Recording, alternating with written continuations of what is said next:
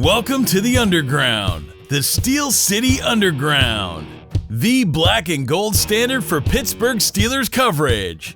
Now, here are your hosts, Joe Kuzma and Brian E. Roach. Hello, everyone, and welcome to another edition of the Steel City Underground podcast. My name is Joe Kuzma, and as joined by, almost always on this program, my co-host, my cohort, my colleague, my partner in crime, my comrade, Mr. Brian E. Roach. Brian, I'd normally ask you how you're doing, but instead I'd like to remind our listeners to like, comment, and subscribe, and as always, be safe, be good, and we'll catch you later. Oh, wait, I can't get away that easy, can I?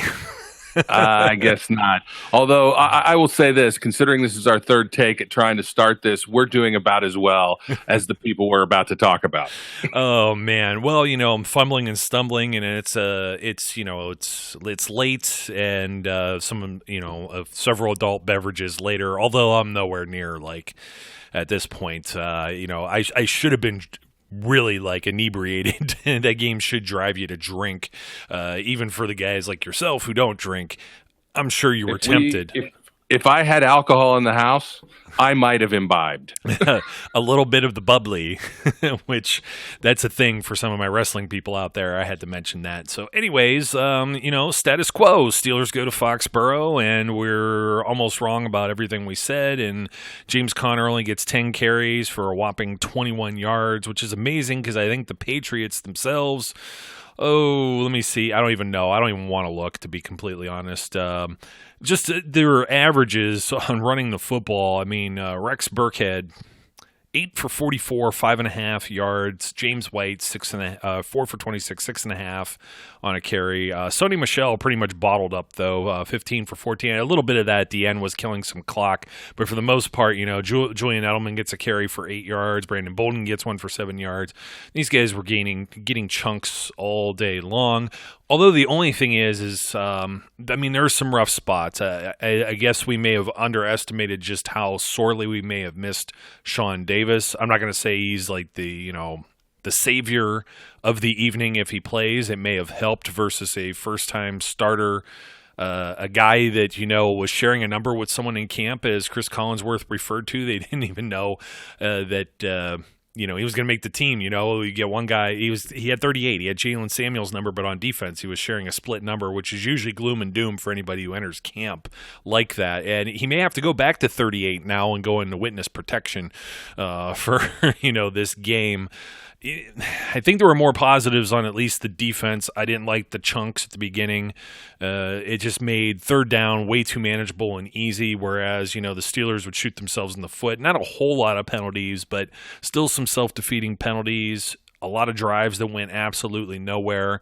I made a comment about this in the back rooms. I'm not sure if you saw it or not. This reminded me last year of the Week 4 game against the Ravens, which was also, Sunday Night Football as well. The lights weren't on for prime time for the Steelers, and unfortunately, we were talking about how teams aren't prepared in September. They aren't always sharp. The Steelers didn't look sharp, mostly on offense. Defense had a few times where they got off the field. They got a 3-and-out, which, you're not accustomed to seeing. So it wasn't the blowout of several years ago where they went up to Foxborough and just, got their, knocked out of their socks. Boots are still sitting there with smoke coming out of them, but there's not really a whole lot of great things to say other than, it's week 1, it's one game, and I don't anticipate this being the entire season. Yeah. This is my, until Ben threw the interception towards the end of the game, which I knew was going to come because they were going to do nothing but throw the ball. Mm-hmm. I could have said, well, at least Ben didn't throw an interception. I can't say that. I will say this, at least out of the other 3 teams, 2 of them lost in the AFC North. So, and I think the Ravens game shouldn't count because they played nobody. I'm not even sure that there was anybody on the field for the Dolphins. I thought that certainly there was no one rushing the passer. I thought that was Miami State. That was some FCS maybe school Miami Junior High. Miami Junior High. Wow, that was when it's that bad, and then Florio's reporting that players are like, please trade me. I don't want to be here anymore. That tells you a lot about that. So I'm not reading a lot of that Ravens victory. But hey, they took on a team that has no players and they won. Great. Hey, I nailed the head. I nailed the, what do you want to say? The nail on the head. I hit it at least with the Cleveland Browns, so I could at least feel good for 1 week. Again, it's still only 1 week, but I can't even enjoy the fact that they lost now. I enjoyed it for a few hours. I'm not even a smack talker, but of course I had one of these guys crawl out from under a rock and start talking smack, and it was like, you're right. Up until the Ben, pick, I'm kind of like, I'll take this against the defending Super Bowl champion in week 1 versus, throwing 3 picks against the Tennessee Titans. So, although, I'm not going to say Tennessee looked incredibly sharp either. And of course, this is a lot of the week 1 football. We saw a lot of this throughout the league. Some teams coming back, Baltimore putting up 59 is just ridiculous. And people are going to be like, aren't you going to talk about the Steelers? Well, this is all the positive stuff we have to say about the Steelers, really, is what else happened in the division. One game. Yes. Yeah. The only thing we can say is we're 1 game out of first place. Jeez. Okay. At this point in the season. Steelers offense, all right, starts off 7 plays, 27 net yards, okay? Punt, 3 plays, minus 15, basically, punt. But they started on their 25 and then ends up punting their last line of scrimmage from the 24. If this is going to tell you how the evening goes, punt again, 3 plays, punt, 7 plays, 28 yards, turnover on downs. That was just, they take a timeout. I don't know what they were necessarily surveying there. It was just under 2 minutes. Made me wish, even under 2 minutes, Deontay Johnson, young man, he's just got to fight for that extra yard or so. And Patriots are disciplined enough that they're guarding that, and good kudos to them for preventing them from converting right there. And then of course it gets turnover on downs with a pass to Dante Moncrief, defended, doesn't hold on to the ball. The ball's there. It's not like doink off his chest or doink off his helmet. He's not holding on to the ball like almost the whole night, or not coming up with the type of catches that you would expect from an NFL wide receiver, from a pro football player. And I'm going back, and I don't want this to be a major excuse, but it's just food for thought. I've been saying on this show, I noticed it was the hand injury. I wasn't there when he hurt his hand. I saw him at the beginning of training camp. Looked pretty solid. And we just looked it up, offline here just a little bit ago, and he only had 4 drops all of last year. Now, we'll have to figure out how they categorize that and what they exactly credit him with, because, we were talking about this already. Maybe one gets slapped away, whatever. But we're so used to Antonio Brown. God, I hate even saying that name. Or, even Martavis Bryant every now and then, although he had his shortcomings here or there. Guys coming down with the ball, and Moncrief did not necessarily come down with the ball. And that was the one that hurts, because I felt like at times, Ben may not have been his sharpest this evening. Overthrows some guys, throws short, throws away, throws wherever, you know what I mean? And some are going to make him look better than others, but I think Moncrief just stands out because the guy was targeted more than anybody else I'm not going to say by far, because Juju, there was some garbage time there that occurred, but Moncrief targeted 10 times, 3 receptions, 7 yards, and his long was 3 yards. This was kind of the Steelers' offense the whole evening. What the heck is going on here? And I hate this 4 and 5 wide. As soon as we saw the inactives, we were talking about this in the back rooms, I'm like, this is going to be 4 and 5 wides tonight. And rest assured, we've said this on the program for years. Whenever the running backs don't have 20 touches and it's unbalanced like this is usually the result that ends up at the end of the game, 33-30. Or to 3, I'm sorry, 33-3. Threes everywhere. Yeah, I do not. There's several things that really drove me nuts. First of all, you go and they start the game. The play calling, I don't understand the play calling. I don't understand the mentality of the play calling in many cases. The runs that they attempted. There was a series where they went 3 and out. It may have been that third series or the second series, where, a toss play, it's like, stop. It's not working. Yeah. And I don't get it. You knew once they got down 17 points, pretty much they're going to throw the ball the rest of the way, because at that point it was tough. But it's hard to fully blame the defense. Look, the second series they gave up a touchdown, so they hadn't gotten that winded yet.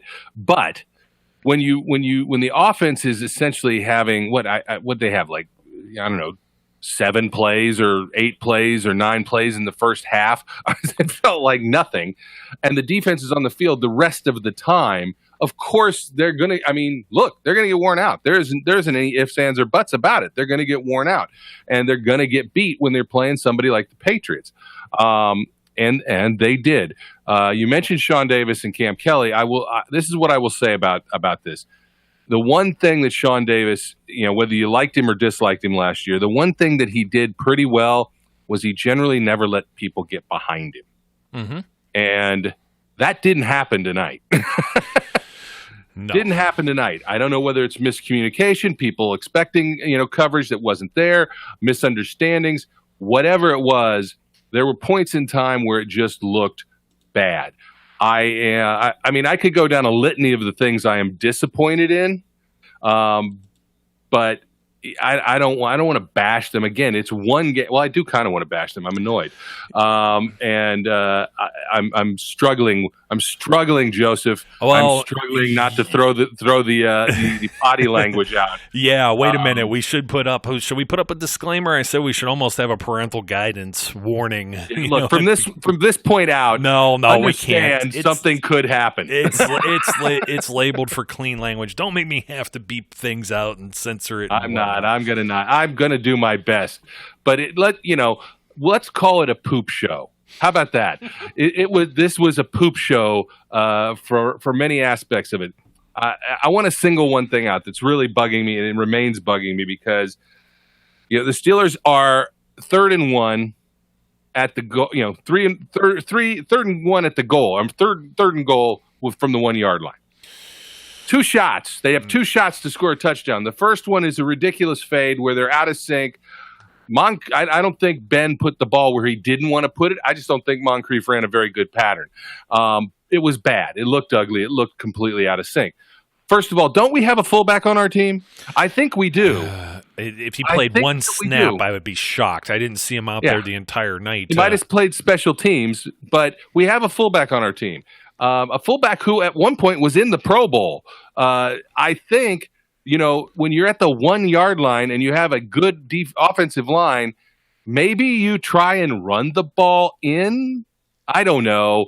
But then when we kicked the field goal, which is the only points we got, at the point when they decided to do that, that was to me, that was raising the white flag. It was cowardly. Yeah. And I love Mike Tomlin, but that was living in your fears.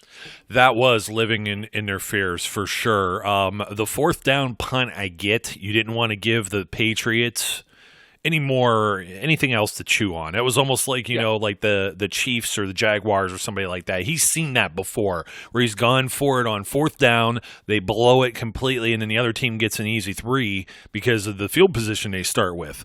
I get it, okay? And it ended up being... I agree. And then it ended up being a wise decision because the defense went in there and forced the 3 and out, and then they got the ball back. And, that wasn't the end of the world. In fact, that was I think that might have been, I'm trying to look at this now, if that was the first 3 and out, actually, that they forced right away. It was, actually, because, the first drive for the Patriots was 6 plays. The second drive was 7 plays. So they had 13 plays to the Steelers, 10 in the first quarter. The second quarter, Brian, if you hadn't done the math for this yet, the Steelers have 14 plays on offense to the Patriots' 29 plays. They had a 12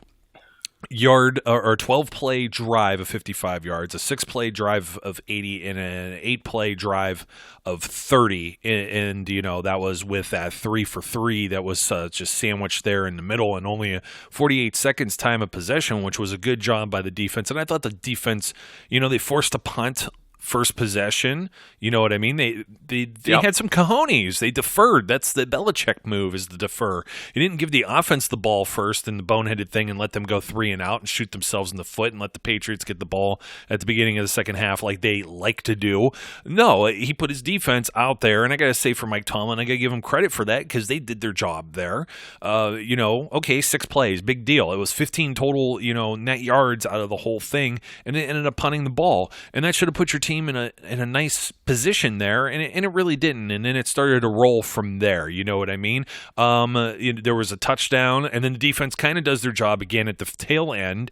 Line of scrimmage is at the Steelers 7, and they end up holding for only a field goal. It's only 10-0. It's still manageable, and the offense still can't get anything going. 4 straight punts, turnover by downs, and then essentially they just laid on the ball, and that was it. For the end of the half, they were content with just getting out of there.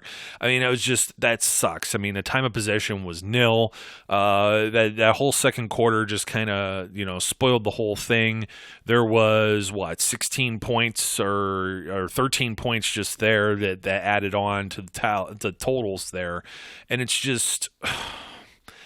Man, I really don't know what to say. I mean, the time of possession oddly was there, but the Steelers they weren't moving the ball. Everything, with the exception of these ridiculous long passes that they were trying, there was nothing in the middle there. It was either let's throw 5 yards or less, or let's throw for 50, and it wasn't working. It wasn't working at all. There was no sync with the running game. They tried to run Jalen Samuels a little bit too. I don't know. Maybe it's people don't have their sea legs yet, or they not in football shape yet. I don't know what the deal is. Everybody, the thing that's really going to suck is that come morning, everybody on TV is going to be talking about. They'll probably talk about the Browns collapsing. A few other shocking things. How the Dolphins are what everybody thought they were going to be, hot garbage. There's going to be people talking up the Ravens, and they're going to be talking up the Patriots dynasty again. You know what I mean? And they're still going to be downplaying the Steelers. And I don't think this is, even Chris Collinsworth said something. I had to agree with him a couple times over, throughout the course of the evening. And one of the things he said was, I get what they're trying to do here. They're not ready yet with this. You know what I mean? And that's kind of, it's the same thing we said going into this. This is still somewhat preseason football. It was kind of nice to not see I'm going to use my favorite word again, plethora of penalties throughout the game. For the most part, the few that were there were deserved. I was still irked by the pick plays, especially the very first one. I think it was the first one that they missed. And I think it ended up going in the Patriots' favor for a first down, and I'll end up pulling this up. But you jogged my memory here when you were talking about the drives. The Steelers, they open up, and it's, James Conner, 4-yard run. Juju Smith-Schuster catches a pass, 7 yards. Conner for 9 yards. You're thinking, okay, this is good. 2nd and 1. Conner for 3. Conner for 2. Samuels comes in. He picks up 2. And then they toss the ball deep right to Johnny Holton, who gets called up from the main, from the practice squad. Didn't make the team. Got signed to the practice squad late. Bring him up to the 53. And this reminds me of, are you trying to outsmart yourself? This is Todd Haley, throwing deep to Darius Hayward-Bay or something. Nothing against Johnny Holton. I get it. He's a fast guy. He's a taller guy. It's something that they don't have. But I don't necessarily know that that's the best option, especially when you're playing all these 4 and 5 wide receiver sets. And then they kind of just almost abandoned running the ball at all. The next drive was, okay, Jalen Samuels has the ball. Then they throw the ball to him. So it's 2 yards, no gain. Then there was a pass for only 3 yards to Dante Moncrief. Oh, because there was a penalty. So Samuel's no gain actually went for even less because it was holding. So they went back to 2nd and 18. Then there was that short little pass to Dante Moncrief. You're not getting the chunks of yards that the Patriots are getting where they're setting up a 3rd and short. Everything's 3rd and long. And then it's just, it's elementary from there. Dante Moncrief gets tagged with the false start. He's really going to be the fall guy in all this, even though, he's the one who stands out, but nobody really stood out, to be completely honest. And then 3rd and 20. And, Ben hits Deontay Johnson. He comes in the game and hits him for 9 yards. James Washington wasn't out there for a spell. And we don't have snap counts yet, but if I had to venture a guess, I don't think Vance McDonald even plays half the game. If he's lucky to get anywhere like 30 to 40%, he wasn't even out there a whole lot. You didn't see Xavier Grimble whatsoever. Zach Gentry inactive, of course. So no multiple tight ends, no former Pro Bowl fullback, as you say, and hardly a tight end at all. It was like they're just playing small ball out there and trying to whiz the ball around. And I'm not quite understanding that. Just by going from the first drive, they abandoned the run, and it was still working for him. They went away from James Conner. Half his carries were all on the very first drive. Yeah, it just I just don't get it. And I understand that we're more than likely we're going to get the Fire Fichtner crowds coming, without a doubt. Because, Fire Haley. Yeah, Fire Haley, Fire New Haley, whatever it is, whatever you want to say. I just don't understand the game plan that they put together. It does not appear to me that it was well thought out. And I don't know whether I'm going to blame Ben for this, because, at some point, it did feel like it was a do something, throw for 35 yards to try and hit somebody like James Washington or Johnny Holton down the side. And, a couple times the ball was close, but the coverage was there. He did hit him once. The one highlight, I guess, of the game is the one catch. But somebody does need to tell James Washington to not go out of bounds when nobody's actually tackling you. Stay in bounds as long as you can. I wondered, though, like when they showed the replay from the other angle when he kind of had the bump, I think it was off McCourty. One of the McCourties. Anyways, I could get it right as long as I say McCourty, right? Yeah. I thought when he got bumped, I thought maybe he just had maybe he was still a little off balance and kind of carried himself out of bounds or just really wasn't aware of how close he was to the boundary there. I'm willing to give him a pass on that one.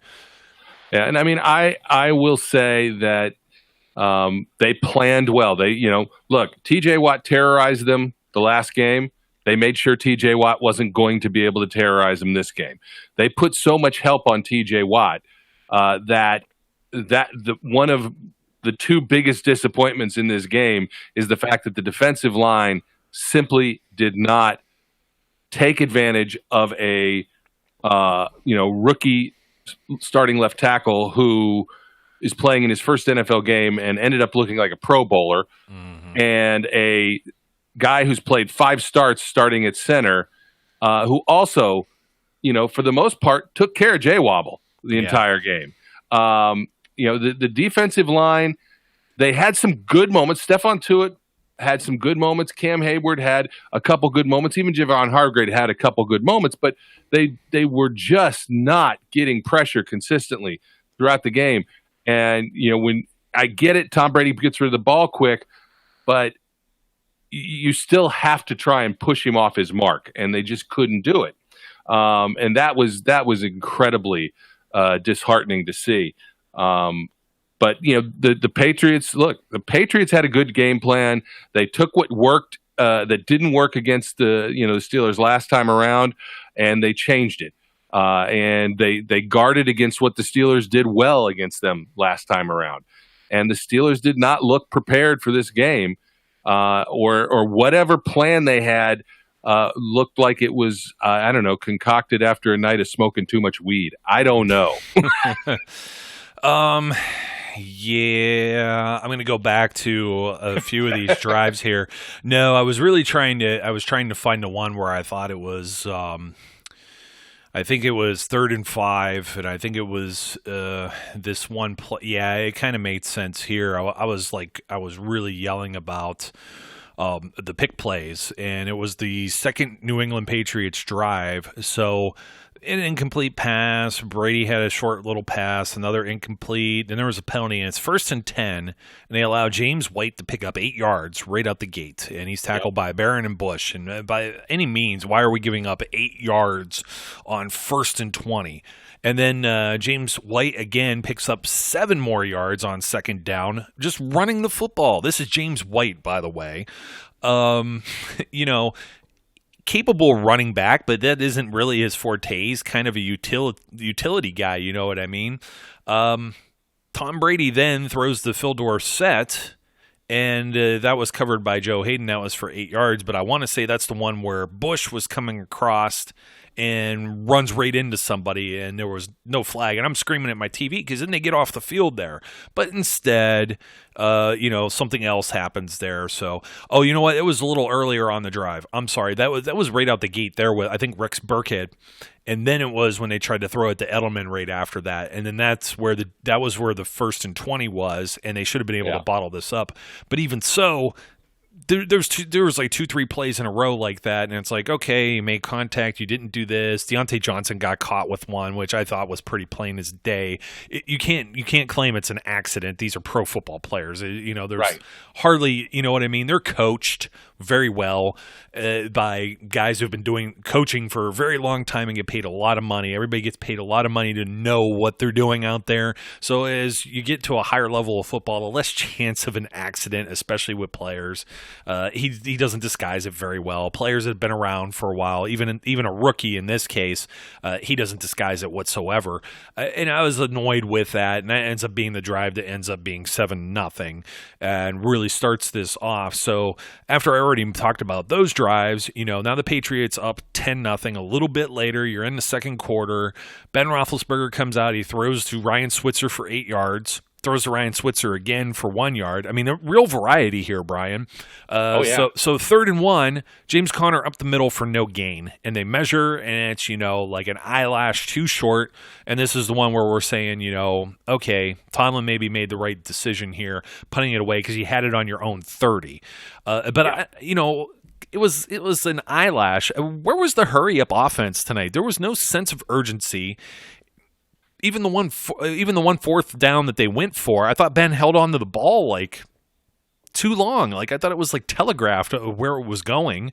So I mean, it kind of annoyed me. And then the only other time you saw Connor run the ball was like right after this. There was a defensive holding on the very next drive. They got the 3 and out. They got a defensive holding on the first play. And then they essentially went 3 and out again. It was Connor left end, 5 yards, Connor up the middle for 4 yards. And then they pitched it again, ran the same play, and he lost 4 yards. And then they end up punting again. It was very, by this point, very frustrating to watch. Yeah, look, it's very difficult to see this watching on TV, and we'll have to go back and look if we want to. I'm not sure I can stomach it, but if we want to at the All-22 when we get a chance.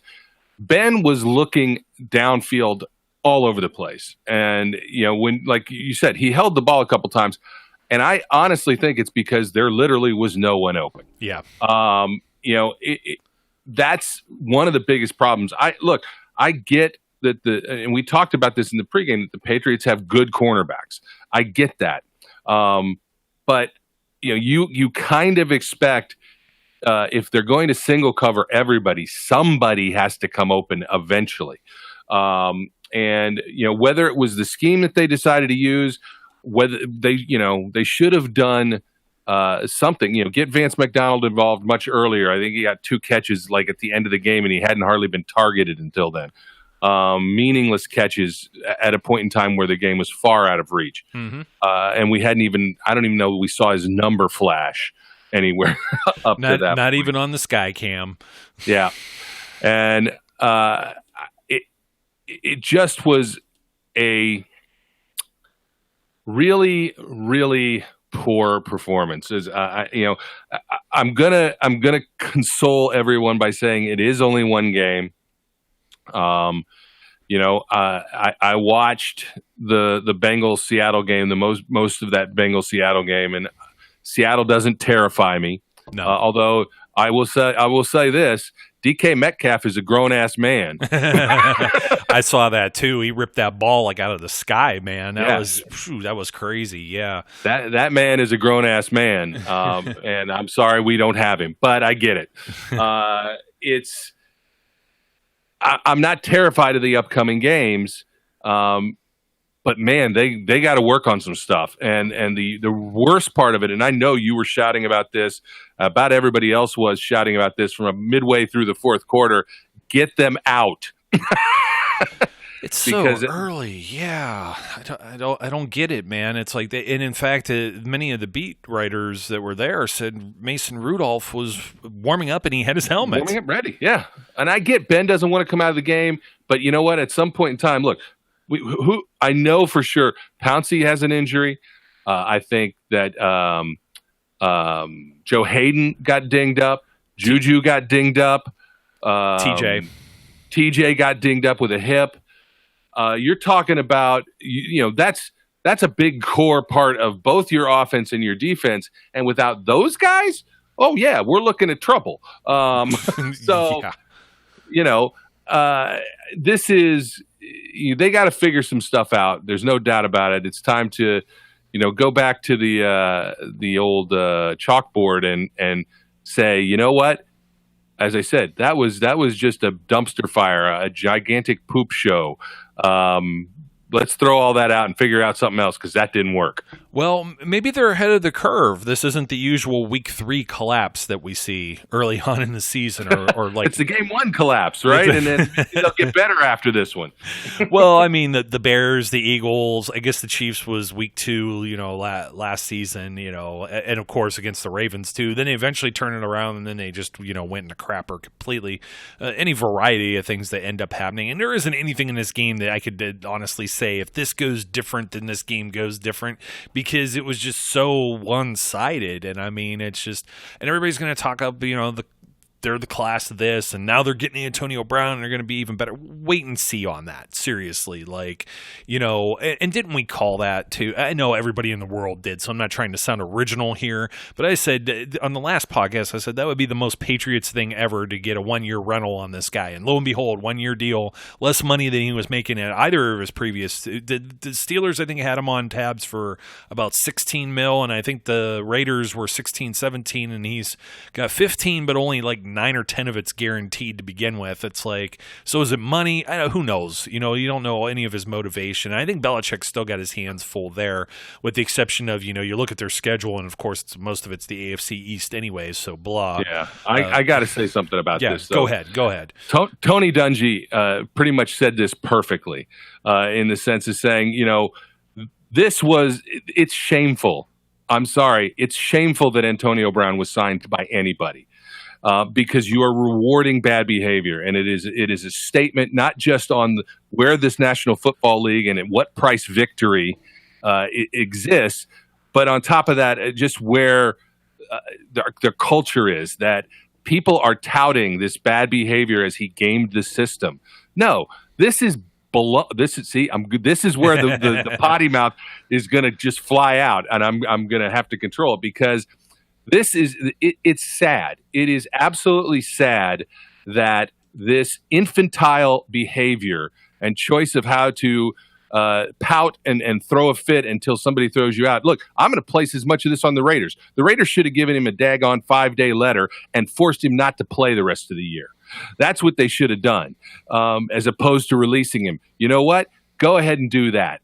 But I get why they did, because they had nothing to risk. They were out no money if they released him. So, but the fact that the Patriots decided to do this is in my mind, you're right. There's nothing more Patriots to do, but it's shameful because it is breeding a culture that says you don't have to be honorable. You don't have to play the game with any character. You don't even have to have character. All you have to do is pout and throw a fit, and eventually you'll get your way. It's horrible. If he does end up getting his way, I'm not completely sold that it's going to work. I'm not sold it's going to work, but in principle, yeah. I hate collusion. I hate the word collusion, but this is a point in time where the owners should have stepped up and said, this is not good for the game to have somebody do this kind of nonsense. Nobody signed this jackass. Well, that's coming because there's a CBA that's going to be around the corner, and the players' only recourse on a lot of this, like Ezekiel Elliott, kind of got his way, and he was sitting out early. What he's entering year 3, was it, or was it? It wasn't even year 4, and he'd probably get the 5th-year option being a first-round draft pick. And Melvin Gordon's sitting out right now. You had the Le'Veon Bell thing, and a lot of the owners are going to be like, now in the Bell case, they didn't end up paying out the money, so they didn't lose anything out of that. But it's like, how do you get any recourse from someone not honoring their contract, and how can you not allow something like this to happen again, where somebody, there's all these little loopholes that are being found, unfortunately, with two guys that are former Steelers, and you end up talking about this type of stuff. It's not like we want to keep talking about it, but it just keeps coming up, and it's like it's not good for the game. It's not good for the spirit of the competition, I should say, at all. See, I don't have a problem with what Le'Veon Bell did. All right, no, not necessarily. I don't have a problem with what Melvin Gordon's doing or what Zeke did. It's different than what Antonio Brown did. It's all far different than what Antonio Brown is getting away with. I want to call him Helmet Boy. I don't want to say his name anymore, but this decision to, first of all, let me do something illegal. That needs to be investigated because it's illegal to tape phone calls in California, and to go ahead and tape a private phone call illegally, then broadcast it on Instagram, to do everything you possibly can in the most despicable, dishonorable way, showing that your character is nothing but about you. There's nothing more to it, and be allowed to get away with it. It made me ill to think about. Not because I care whether Antonio Brown, at this point, the Steelers would have been better off trading him to the Patriots straight up for a first round pick, because that's the rumor that they offered. Now, I don't know that that's the case, but that's what everybody's saying. They offered a first round pick. The Steelers said no, because they didn't want him in Foxborough. And I get that. I didn't want him there either. No. But, hey, a first-round pick might have gotten us Devin Bush too, plus maybe somebody else.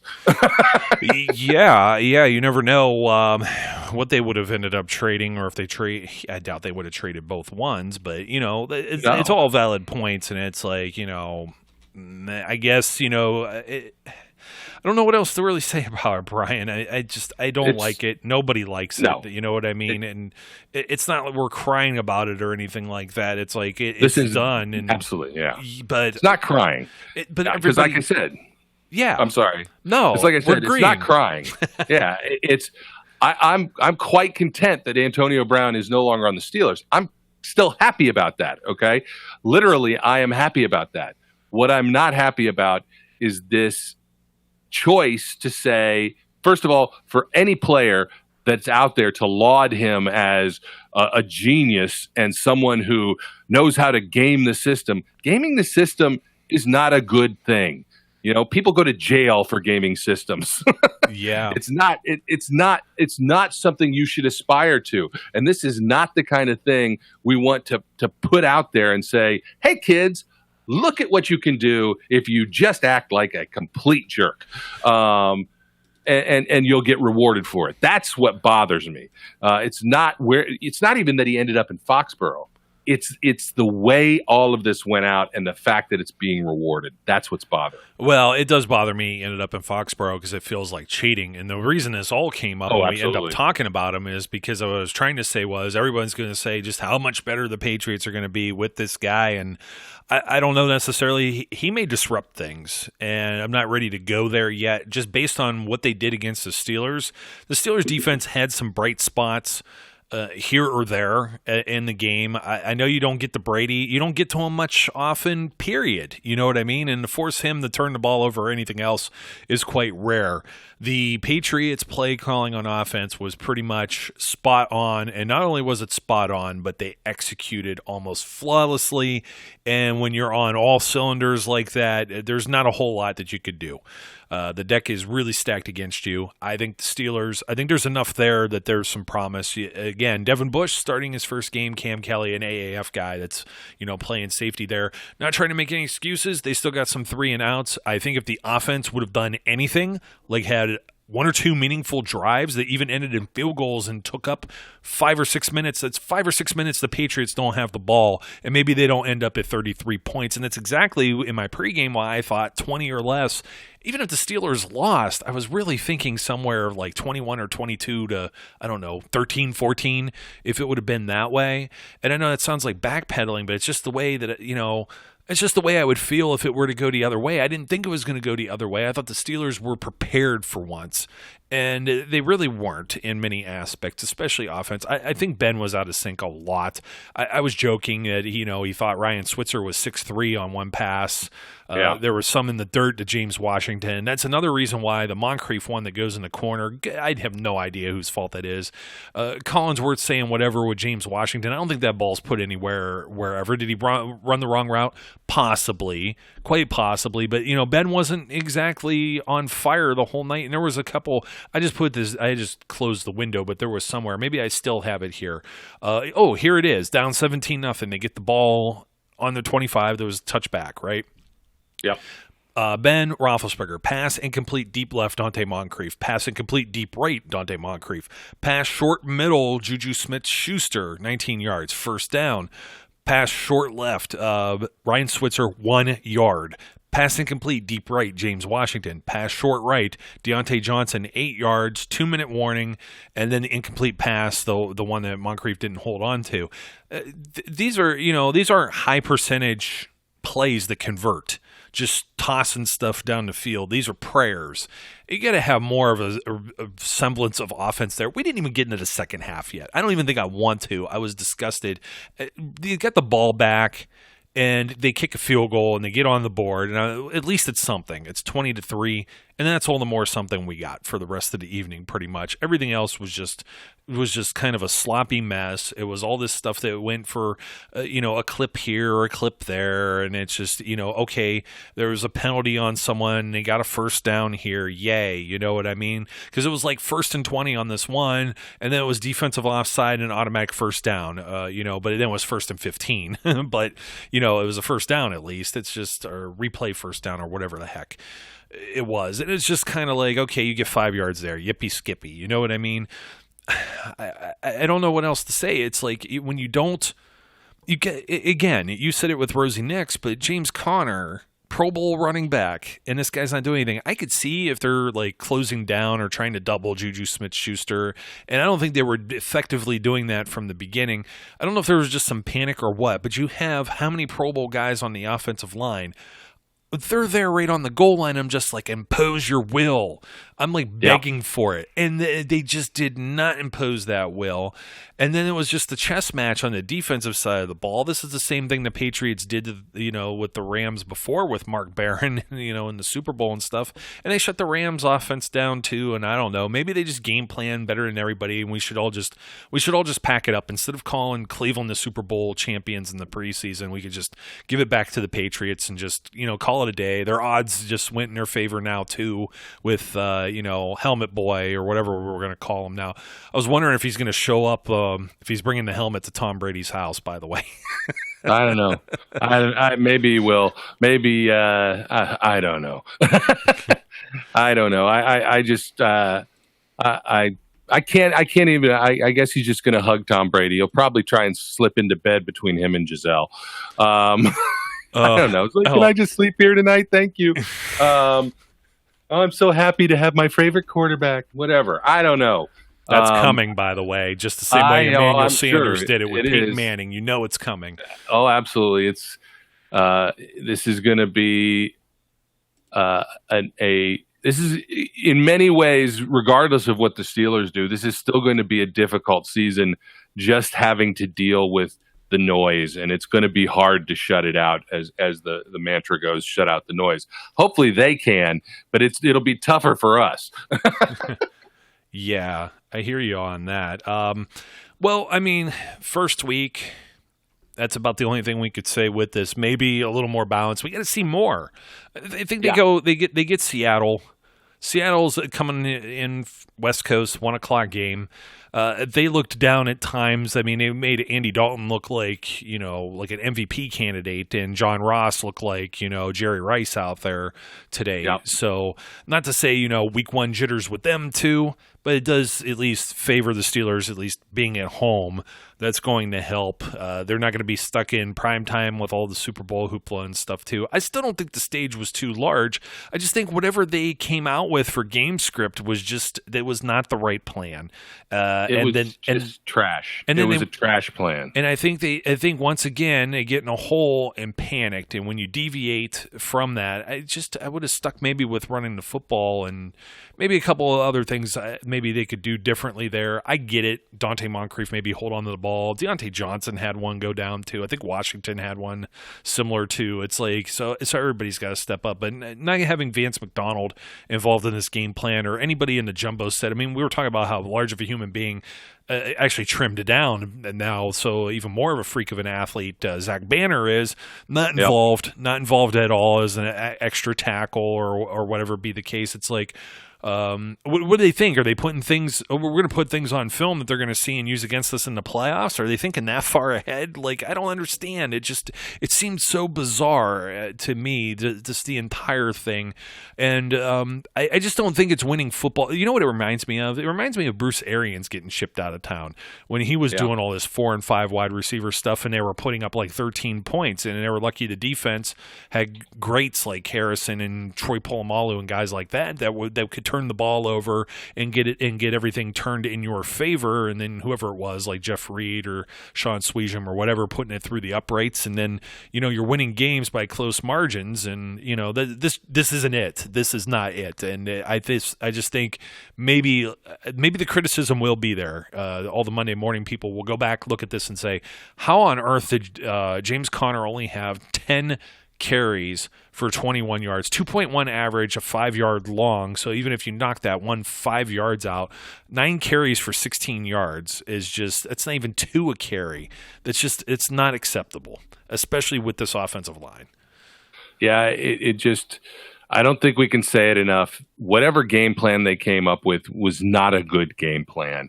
And what this really felt like a preseason game. It felt the office was predictable, vanilla. It just wasn't well thought out, and I don't understand what they were thinking. But I can say with some authority, it wasn't a good thought. No, it wasn't a good thought. You know what? I got a few more thoughts though. We were chastised for talking about Steven Nelson, but I don't think there was anything that I saw bad from him. Joe Hayden had a missed tackle. I thought he had a pretty solid game, but Steven Nelson, completely quiet evening. We were already picking on Cam Kelly. I don't think there's a whole lot to say. Vince Williams was in for spells. We didn't see a whole lot from anything pass rush. Of course, they were only sending 4 guys a lot of the time. There wasn't any actual blitzes, and I think part of that was I think they were living in their own fears, as we say. And then Mike Hilton, I think, may have been a problem on a couple of those plays as well. I think he has to be mentioned in with this lot because, especially the one with the Cam Kelly thing, there was a miscommunication there, and I don't know if Hilton was expecting help, and then that help never arrived, and then there was a cushion, and it was like, geez, anyone could lay that pass in there. It looked like the Dolphins defense from earlier in the day. Yeah. Just Swiss cheese, man. I mean, and it happened more than once on that occasion with the same crew there with Hilton and or Cam Kelly, and then at least that's the way it looked. I don't have the coach's film or anything to look at right now. It's just the observation from the TV replays. Yeah, I'm not going to. I mean, Devin Bush led the team in tackles with I think 11. So I'm not going to pile on this rookie right now, but he made some mistakes, which I think is realistic to expect. But he also wasn't terrible. Overall, I mean, he was made to look bad on a couple coverage plays, but one of them he got picked. Yes, and rubbed off. The Patriots are the masters of getting rub plays, and the guys that do it are better at it than Deontay Johnson was at his attempt at doing it. So they don't get called that often. But I'll take that. This is a learning opportunity for Devin Bush. He was around. Obviously, he was around the ball, making 11 tackles. But man, it's hard for me to get really aggravated at the defense because of the lack of support from the offense, and putting them in just awful situations of, the like you said, the 3 and outs, the 4 and outs, maybe even 6 and outs, whatever it is, just giving them no rest really through the entire first half of that game. It's wearing, and when you have to play that much in the first half, you're going to easily get gassed in the second half because you're not conditioned to be on the field all the time. I hate to mock my guy Cam Hayward, but he had this idea that the Steelers needed to come in and be the dragon in this scenario, and you were maybe a chameleon. I don't know. You were not a dragon for sure. They weren't. They came in and they rolled over. Yeah, and even Mike Tomlin's quoted as saying, "No need to sugarcoat it. We weren't ready for prime time tonight." Ben Roethlisberger asked about Antonio Brown signing with New England. His reply was, "Whatever." I mean, yeah, which is great. I mean, that's about what you expect. We've already given that way too much credence, but we had too much of a gap between the last show and this show to even talk about it. And these are things we'll monitor it as time goes on. And we got our dig in on the Browns, and we can't really be too gleeful about that because we're walking out with our tail tucked between our legs from New England too. So, but there's some ugly football all the way around, and you can only hope that it improves over a period of time. And it's not a short turnaround week. It is a primetime game as opposed to playing on Monday or anything like that. So, but they got to turn this back around pretty quickly and get it fixed. And I'm confident that they'll be able to do it. I'm not ready to fire anybody yet. I just think, guys need more time, and hopefully everyone's healthy. Hopefully nothing serious. I mean, TJ Watt was standing on the sidelines next to Mike Tomlin, even though he was ruled out of the game. But I don't think you have a guy that has a hurt hip just standing there idled next to the head coach. If there's not, you go to sit on the bench or something. You know what I mean? Or he's on a trainer's table or something else, or in the locker room. So maybe not too serious. And I'm not really sure what happened with Pouncey either. So his ankle got rolled on a little bit. Oh, geez. That's never good because I just have nightmares still of that preseason game. That's the reason why the guys don't play in the preseason too. And what it's forced it to do, and I guess this is my closing thought on all this, is when you don't want anyone to get injured when the games don't count. You don't want that extra practice because you got star players, Pro Bowl, All-Pro players, making millions of dollars, and you're going to pay them, and then they're not going to be available there for when the games do count. Well, unfortunately, what this has created now is when the games do count now, no one's prepared for them, and you're playing sloppy, and you're trying to make it count, but you haven't had the practice. So I mean, the trade-off, it sucks either way. Either somebody's risking injury, and then you don't have them, or you're risking losing games where each one of these games is very valuable. You cannot afford to lose games in the NFL. It's only a 16-game season, so every game, every week counts. It's just there's so much on the line each week as opposed to any other sport. It's not like you could just easily rebound, because if you end up 0-2, you're really in the hole, and if you're 0-3, you're statistically not going to make it into the postseason. You know what I mean? If that's the way you start. So, anyways, Brian, thanks for joining me once again. Any more closing thoughts? I need to find a sleep aid. If you want a sleep aid, go back and watch everything but the first possession of the third quarter, although that might just rile you up and then keep you up. That's not going to put me to sleep. That's that meme where the brain starts talking to you and your eyes open up like it does.